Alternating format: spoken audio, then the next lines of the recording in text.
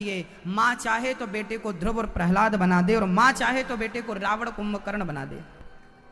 माँ के हाथ में ही संस्कार के बीज होते हैं बच्चों के हृदय के खेती पर बोने के लिए। माँ जो चाहे वो बना सकती है अपने बच्चों को। इसलिए पुरुषों का काम कम, माताओं का काम ज्यादा। पुरुष घर पे कम रहता है, पुरुषों का भी है तो 50-50 कि पुरुष भी अपने बच्चों को संस्कार दे, माँ भी दे, पर माँ ज्यादा जिम्मेदार रहे बच्चों के प्रति। बच्चों की गलतियां दबाए ना। यदि गलती एक दबाई तो कल दूसरी करके आएगा, क्योंकि उसे पता है कि मां थोड़ी कहेगी, किसी से थोड़ी मारेगी, थोड़ी डांटेगी। आपका अधिक लाड़, अधिक प्यार आपके बच्चों को बिगाड़ देता।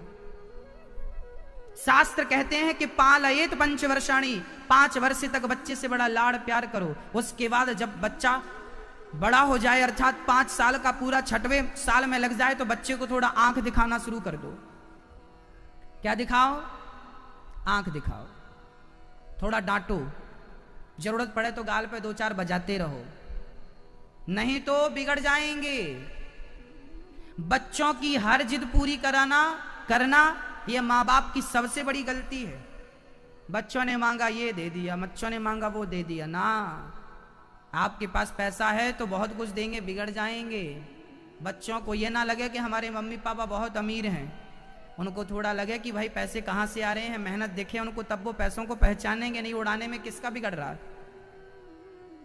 इसलिए थोड़ा सा सावधान रहिएगा। अमीरी अच्छी है, पर अमीरी का प्रदर्शन अच्छा नहीं है, वो आपके बच्चों पे नुकसानदायक होगा। कहीं बिगड़ ना जाए, थोड़ा बच्चों को संभालिएगा।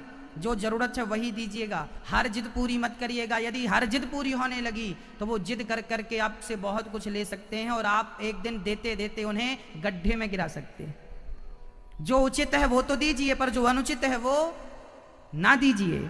बस मेरी माँ, अपने बच्चों को संस्कारवान बनाइए। और मैं उन बच्चों से कहता हूं, जिस माँ ने आपको इतना बड़ा किया है, उस माँ को आप संभालिएगा, उस माँ को आप संभालिएगा। छोटे थे आप लोग तो माँ के बिना सोते नहीं थे, माँ के बिना खाते नहीं थे। बड़े हो गए आप लोग तो माँ सो रही है कि नहीं, आपको फिक्र नहीं है अपनी माँ की। माँ जाग रही है या सो रही है, देखने तक नहीं जाते कि क्या चल रहा है माँ के जीवन में, खा रही है या मुखी सो रही है। भाई, जीवन में हम आपसे निवेदन करेंगे कि आप ईश्वर को माने या बिल्कुल ना माने, पर मेरी प्रार्थना आपसे इतनी है कि अपनी माँ का आदर करते रहें। माँ का आदर सबने किया है। याद रखना, जब बेटा सन्यासी बनता है, हमारे भारत में एक सन्यास परंपरा है। बेटा जब सन्यास लेता है ना, जब बेटा सन्यासी बन जाता है, तो आप समझिए उस बेटे के पांव बाप छूता है। आपका बेटा यदि सन्यास ले तो उस बेटे के पांव कौन छूता है? पिता छूता है। परंतु सन्यास में भी ये विधान है कि बाप बेटे के पांव छू सकता है, सन्यासी बेटे के, पर वहां भी मां बेटे के पांव नहीं छुएगी। वहां भी लिखा है कि तू भले सन्यासी बन जा, तू भले भगवान को पाले, पर तू मां के चरणों में झुकता रहेगा। सन्यासी मां को प्रणाम करके सन्यास के लिए जाता है। इतना ऊंचा स्थान है मां का हमारे शास्त्रों में। मातृ देवो भव पहला सूत्र है। मातृ देवो, मां का स्थान सबसे ऊंचा है। उस मां की आंखों में आंसू नहीं होने चाहिए, उस मां का अनादर अपमान ना होना चाहिए मेरी मां। इसलिए कहता हूं कि अपने अपने मां की सेवा तो करिए ही करिए, अपने अपने मां की सेवा तो करिए ही करिए, परंतु साथ में उन बूढ़ी माओं की सेवा भी करिए जो मां आपकी ओर देख रही है। वृंदावन में आश्रम, वृद्धाश्रम बनने जा रहा है। वो वृद्धाश्रम केवल आप सब भक्तों के सहयोग से बनेगा। आप एक एक ईंट यदि आप सहयोग देंगे तो वो जल्दी इमारत तैयार हो जाएगी, और उन सताई ठुकराई माँ को वहां आश्रय मिल सकेगा। जिनके अपनों ने सताया है, ठुकराया है, उन माओं को वहां सहारा मिलेगा। अच्छा ये बताओ, जब हनुमान जी लंका गए तो क्या हनुमान जी सीता माँ को जानते थे? बताइए। हनुमान जी ने पहली बार सीता को कहां देखा था? कहां देखा था? लंका में देखा था। पहली बार लंका में देखा था। भगवान श्री राम ने हनुमान जी को भेजा, लंका गए, सीता मां को देखा, सीता मां को पहचाना, हनुमान जी ने प्रणाम किया। और सीता मां का हनुमान से कोई रिश्ता नहीं था, कोई संबंध नहीं था। पर सीता के दुख को दूर किसने किया? रामचंद्र गुण वर्णे लागा, सुनतहि सीता कर दुख भागा। राम नाम की चर्चा जब हनुमान जी ने की, राम कथा जब हनुमान जी ने सुनाई, सीता गदगद। लंका में इतने दिन से पहली बार सीता को अच्छा लगा कि कोई तो राम का नाम लेने वाला मिला। सीता डर गई, कौन है ये? तब हनुमान जी सामने आ गए। सीता मां दूर खड़ी हो गई, तुम कौन हो? हनुमान जी ने कहा, मैं राम का दूत हूं।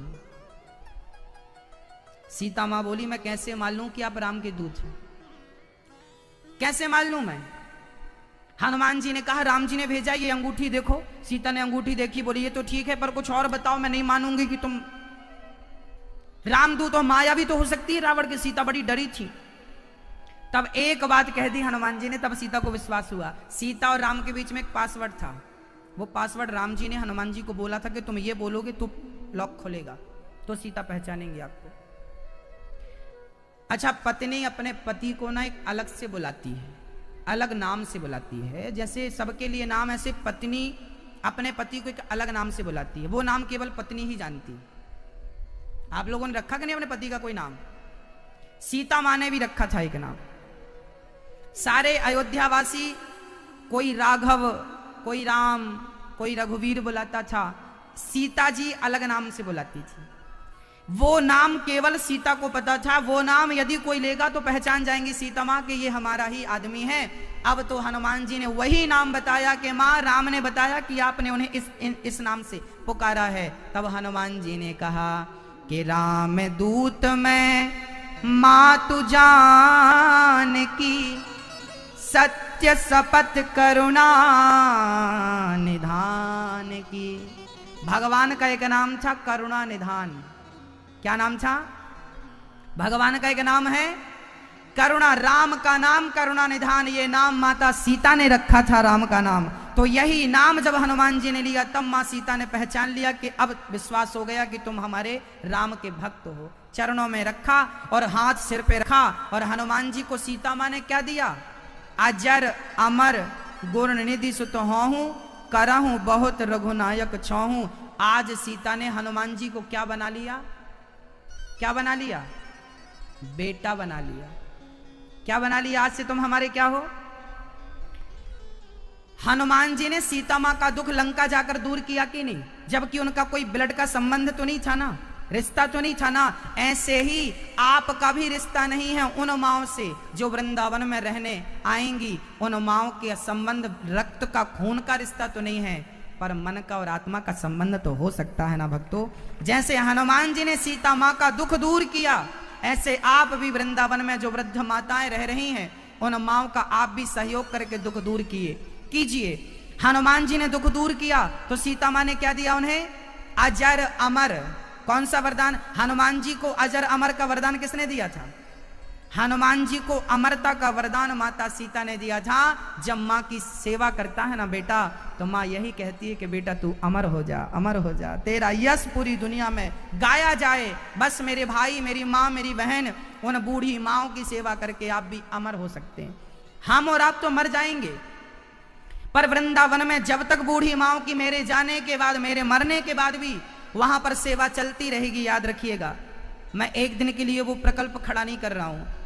मेरे ना रहने के बाद भी वहां मेरी माओं की सेवा बहुत ठाट बाट से होती रहेगी। हमारे और आपके ना रहने पर भी वहां माएँ रहेंगी, और वो हमारे ना रहने पर भी हमें आशीर्वाद देंगी कि आपका भी, शुक तबा के भक्तों का भी कभी योगदान उस आश्रम तक पहुंचा है और वहां बूढ़ी माएँ आज आनंद से रह रही हैं। आने वाले युग में आप और हम तो नहीं रहेंगे, आने वाले वर्षों में आप और हम तो नहीं रहेंगे, पर वो इमारत रहेगी जिस इमारत में बूढ़ी माओं की सेवा होती रहेगी। तो हमारे ना रहने के बाद भी हमारा सहयोग तो रहेगा वहां। तो आप यदि योग्य हैं, मेरी माँ जो टीवी पर देख रहे हैं कथाएं, आपसे प्रार्थना है कि यदि आप इस योग्य हैं तो आप भी उन बूढ़ी माओं के लिए अपना हाथ जरूर बढ़ाएं, सहयोग के हाथ, सेवा के हाथ। किसी एक माँ को गोद लेकर उन माओं का बेटा बन जाइए। मात्र 21,000 रुपए देकर आप किसी एक माँ को जीवन भर भोजन दे सकते हैं। 21,000 एक बार में नहीं, बार बार में दे सकते हैं। 1,000 रुपए, 2-2 हजार रुपए महीने करके आपकी सामर्थ्यता मुझे नहीं पता, आपको पता है। यदि सामर्थ्यता नहीं है तो भगवान से कहो कि प्रभु मुझे सामर्थ्यवान बनाओ कि मैं भी माँओं की सेवा कर सकूं। और सामर्थ्यवान हो तो अपने हाथ उठाइए, अपने हाथ बढ़ाइए उन माँओं के लिए। ईश्वर इस सब्जेक्ट को जरूर देखेगा।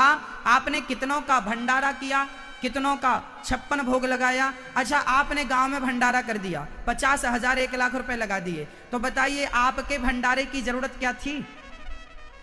आप ना करते तो क्या लोग भूखे मरते? आपके भंडारे की जरूरत नहीं है मेरी माँ, परंतु जरूरत है जहां वहां लगाइए। आप किसी एक माँ को 21,000 देंगे तो वो माँ एक बार नहीं, जीवन भर आपकी रोटी खाएगी, आपको आशीर्वाद देगी। वो भी एक भंडारा है, वो भी अन्नदान है, वो भी रोटी का दान है। अन्नदान बड़ा दान है। यदि सामर्थ्यता है तो जरूर अपने हाथ बढ़ाइए इस सहयोग में। श्याम कुमार साहू जी मंच पे आए। हमारे श्याम कुमार साहू जी, आपने एक माँ को गोद लिया है और आप आजीवन हमारे मेंबर बन रहे हैं, एक माँ को सहारा दे रहे हैं। बोलिए भक्त वत्सल भगवान की जय, जय श्री राधे श्याम।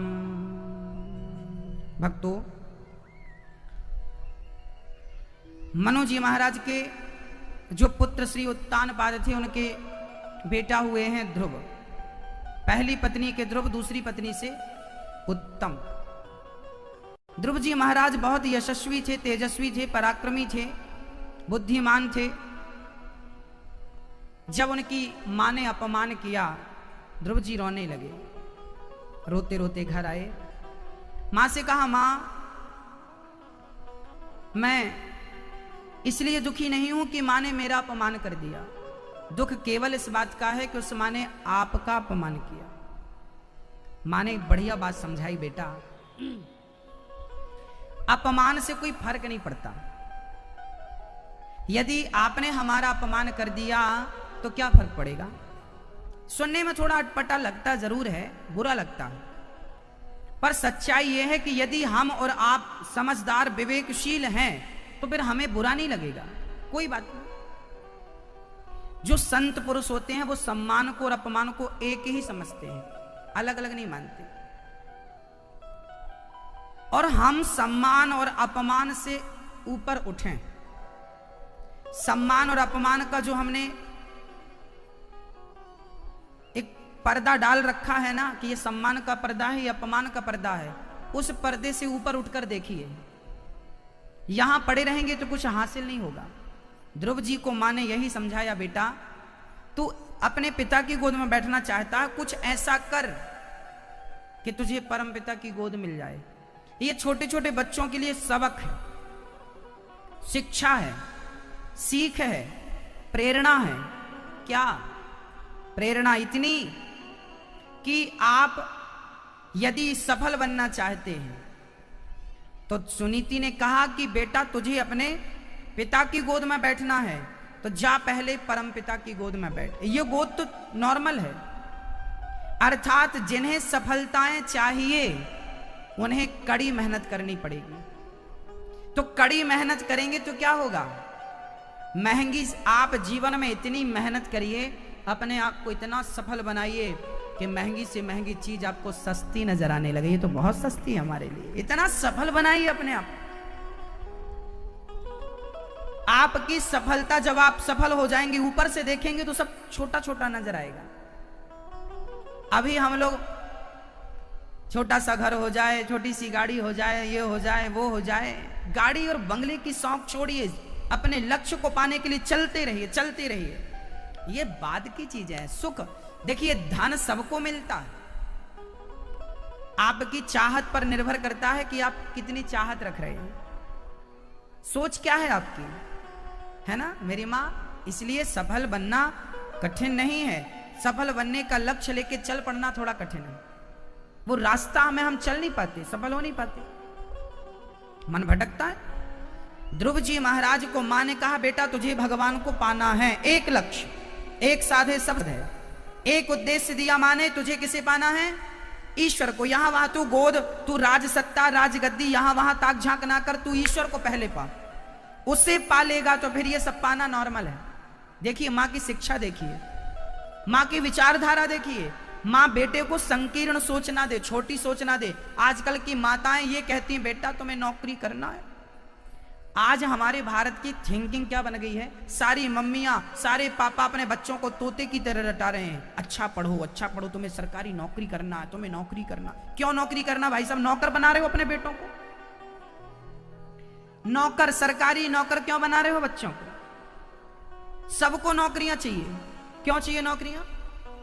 सबने थिंकिंग बना रखी है हमें नौकरी चाहिए। भाई तुम्हें नौकरी क्यों चाहिए? तुम अपने आप को इतना डेवलप क्यों नहीं करते, महान क्यों नहीं बनाते कि तुम नौकरी लो मत, बल्कि 25-50 लोगों को नौकरियां दो, नौकरियां लीजिए मत, नौकरियां देने के योग्य बनिए। यदि आपने पहली धारणा बना ली हमें नौकर बनना है, तो नौकरों को कितना मिलेगा, कितना कमाओगे? महीने का लाख रुपए कमाओगे ज्यादा से ज्यादा। नौकर बन के लाख रुपए कमाने से अच्छा है मालिक बन के 50,000 रुपए कमाइए ना, दूसरों को दीजिए रोजगार। अपनी सोच को विकसित करिए, नौकरियों के चक्कर ना काटिए। मम्मी पापा बस बेटा नौकरी कर लो, सरकारी नौकरी मिल जाती तो अच्छा हो जाता। नौकर इतना पढ़ाई की नौकर बनने के लिए? विचार तो करिए। मुझे लगता है नौजवान, मेरे नौजवान देश भाइयों को नौकरी की खोज नहीं करनी चाहिए, अपने आप को सफल बनाइए। हमारे पड़ोस में चाइना है, चाइना में छोटी छोटी, चाइना में घर घर में, हमारे यहां पे छोटी छोटी चीजें जो आप खिलौने और ये और वो कैलकुलेटर जैसी छोटी छोटी चीजें आप खरीदते हैं, चाइना में छोटे छोटे बच्चे कैलकुलेटर बनाते हैं।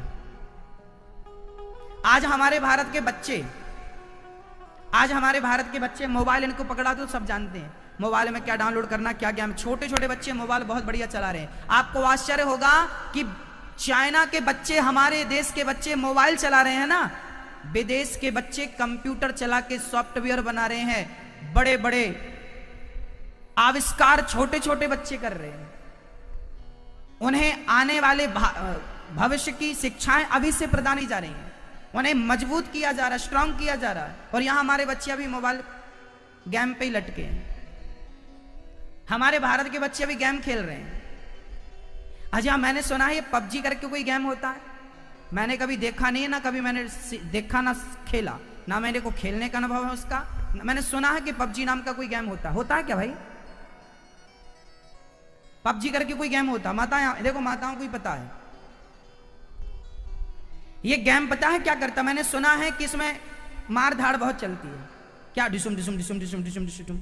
अब सोचिए कि छोटे छोटे बच्चे यदि पबजी गेम खेलेंगे तो मारने काटने के संस्कार बचपन से मिल रहे हैं कि नहीं? ये भले मोबाइल पे खेल रहे हैं पर थिंकिंग तो वही बन रही है ना कि इसको मारना है। ये संस्कार सर्वनाश की ओर ले जाने वाले हैं मेरी माँ। यदि आपने अपने बच्चों को सही समय पर सही शिक्षा और सही अंकुश नहीं लगाया तो वही आज पबजी में उसको मार रहे हैं, कल आपके लिए वैसे खड़े हो जाएंगे जैसे उसके लिए खड़े हैं, है ना? जाग जाइए, नहीं तो रोने के लिए आंसू नहीं रहेंगे, उधार लेने पड़ेंगे।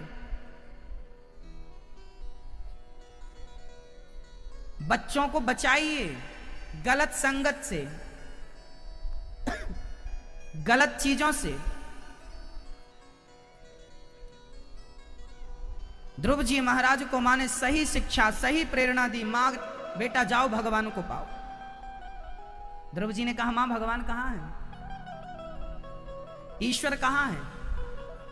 मां ने कहा बेटा सब जगह है, यदि है तो दिखाई क्यों नहीं पड़ता मां? अच्छा ये प्रश्न बड़ा अद्भुत है, यदि ईश्वर है तो फिर दिखता क्यों नहीं? आज हम दिखाएंगे आपको।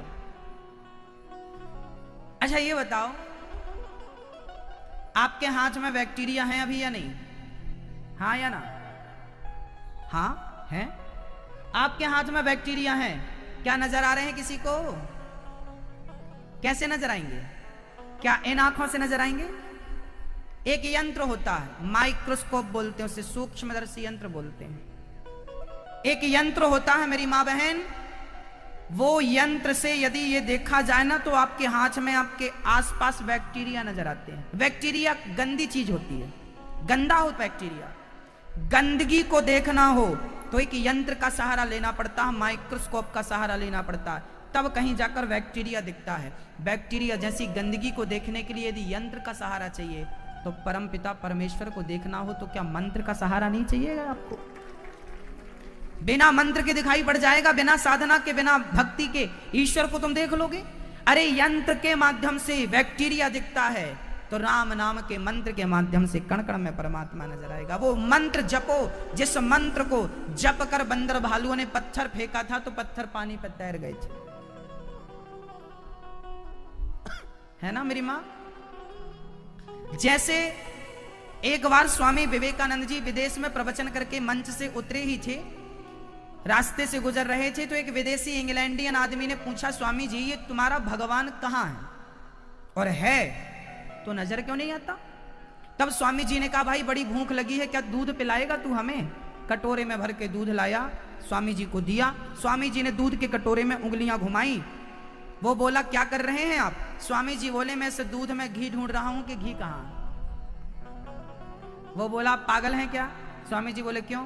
बोले, दूध में कोई ऐसे थोड़ी घी ढूंढ सकता है, तो कैसे मिलेगा? बोले, दही बनाओ, मंथन करो तब मिलेगा। स्वामी जी बोले, यही तेरे प्रश्न का उत्तर था। जैसे दूध के कण-कण में घी होता है, ऐसे सृष्टि के कण-कण में ईश्वर होता है। जैसे दूध में घी होता है पर दिखाई नहीं पड़ता, दिखेगा कब? जब मंथन किया जाए। ऐसे कण-कण में ईश्वर होता है, दिखाई तब पड़ेगा जब भक्ति किया जाए तो वो प्रकट हो जाएगा। बिना मंथन के संभव नहीं है। बस भक्तों, ईश्वर संदेह का, यदि आप ईश्वर पर डाउट करते हैं, संदेह करते हैं, तो वो संदेह कोई दुनिया में आपका संदेह ठीक नहीं कर सकता, अर्थात आपको संदेह से निकाल नहीं सकता। ईश्वर संदेह का विषय नहीं है, श्रद्धा का विषय है। जो विषय है ही नहीं, आप उस पर विचार करें तो मिलेगा क्या? ईश्वर केवल श्रद्धा का सब्जेक्ट, प्रेम का सब्जेक्ट है, तर्क का, कुतर्क का। स्वामी विवेकानंद जी का नाम भी नरेंद्र था, वो भी बहुत तार्कीय थे, नास्तिक थे स्वामी विवेकानंद जी। पहले जब अपने गुरु के पास पढ़ने गए, गुरु रामकृष्ण परमहंस, तो रामकृष्ण परमहंस से पूछा था स्वामी विवेकानंद जी, क्या आपने ईश्वर को देखा है? तब विश्वास से श्री रामकृष्ण परमहंस ने कहा था, हाँ नरेंद्र, मैंने देखा है, तू भी देखेगा। उस देखने की ललक से स्वामी जी बैठ गए और कड़ी साधना करके रामकृष्ण परमहंस ने ईश्वर का साक्षात्कार करा दिया विवेकानंद को। और जब नरेंद्र का विवेक जागा, तो नरेंद्र से विवेक जागने के कारण नाम पड़ गया विवेकानंद। जो अपने विवेक में आनंद का अनुभव करता है, उसी को विवेकानंद कहते हैं। डाउनलोड हो गया सारा ज्ञान, श्री रामकृष्ण परमहंस जी ने दे दिया। धन्य है, वही विवेकानंद पूरी दुनिया में धर्म का परचम फहराते हैं। ध्रुव जी महाराज घर से निकल पड़े, पिताजी दौड़े दौड़े आए, बेटा मत जाओ मत जाओ, मैं तुम्हें राजा बनाता हूं, 5 गांव का 10 गांव का आधा राज्य ले लो, लालच देने लगे। ईश्वर की प्राप्ति में सबसे बड़ी बाधा है धन। क्या बाधा है? धन। अच्छा, धन धन छूटता नहीं है। ये धन कब छूटता है? पूरी जिंदगी आदमी धन धन धन धन धन धन धन धन, कब तक? बोले, जब तक निधन नहीं हो जाता।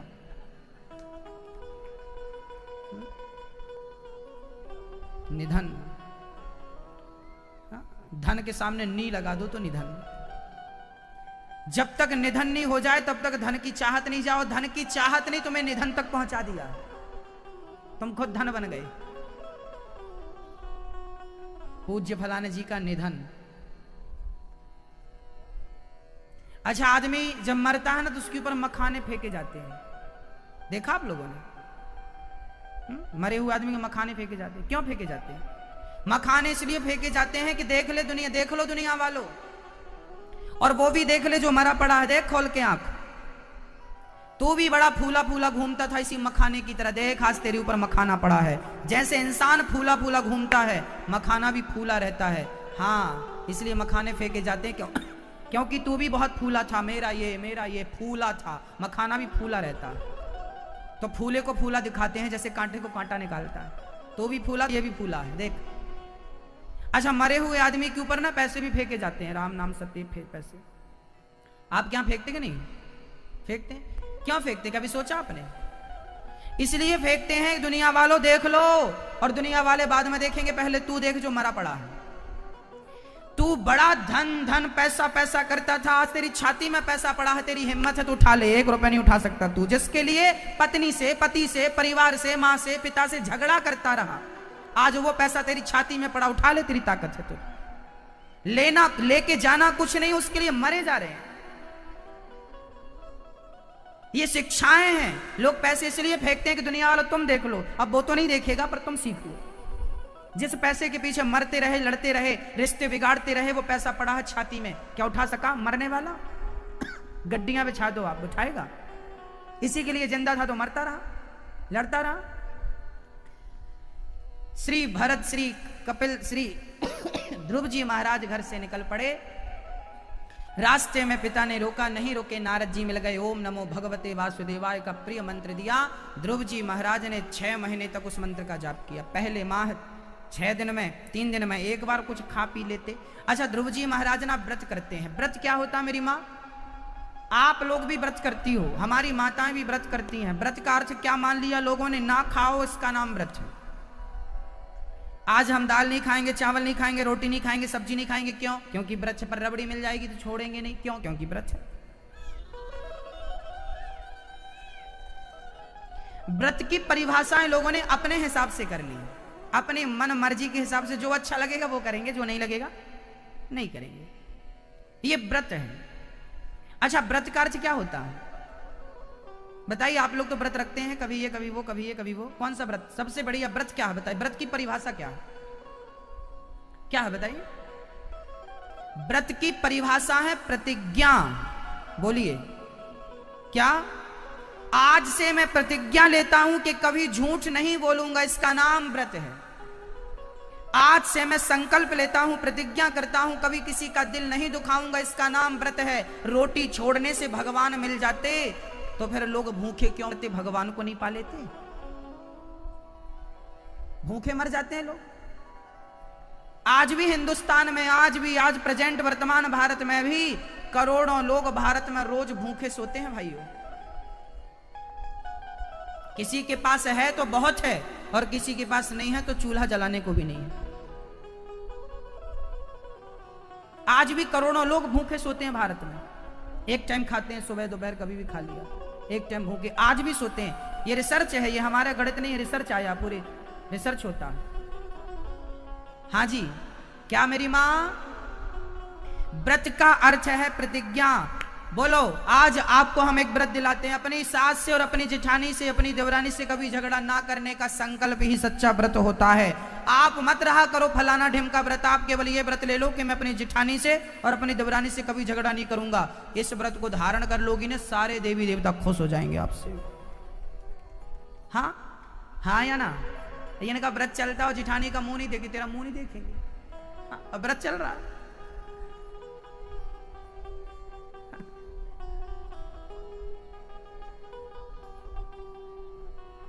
पता नहीं किसे खुश करना है। मैं कह चुका हूं, इंसान में ही भगवान देखा करो। इंसानों को खुश कर ना पाए, तुमसे पत्थर खुश होंगे? हाँ? तुम्हारी जेठानी, तुम्हारी देवरानी, तुम्हारी माँ तुमसे खुश नहीं हो पाई तो पत्थर को तुम खुश कर लो। वो बेचारा कुछ बोलता नहीं है, इसलिए उसे सब देते रहते हैं। सास बोलती है तो पानी नहीं मिलता, पत्थर बेचारा साइलेंट है तो सब उसी को देते हैं। लो तुम सब खाओ। भाई मेरी मां, व्रत का अर्थ है प्रतिज्ञा। आओ आज हम एक व्रत लेते हैं। उठाओ हाथ मेरी माएं, उठाओ हाथ सब लोग। कहो, आज से हम अपनी जेठानी से, देवरानी से, सास से, बहू से कभी झगड़ा नहीं करेंगे, कभी किसी को अपशब्द नहीं बोलेंगे, कभी किसी का दिल नहीं दुखाएंगे। आज से हम व्रत लेते हैं कि कभी किसी का दिल नहीं दुखाएंगे। ये व्रत चालू कर दो, यही है सबसे उत्तम व्रत। रोटी छोड़ना, इसे व्रत मान रखा है। शुक्रवार का व्रत रखती हैं हमारी माताएं। शुक्रवार के व्रत में खटाई नहीं खाती। खटाई नहीं खाती ये तो ठीक है, पर उन्हें पता ही नहीं अभी तक कि खटाई कहते किसे हैं। खटाई क्या है बताओ? नींबू, आम, इमली, दही, छाछ, लस्सी, आप इन्हें खट्टा बोलते हैं, ये खट्टा है ही नहीं। कौन सी खटाई? तुलसीदास जी ने कहा है। तुलसीदास जी कहते हैं जल उपाय सरिस बिकाय, देखा हूं प्रीत की रीत भली, बिलग हों ही रस जाय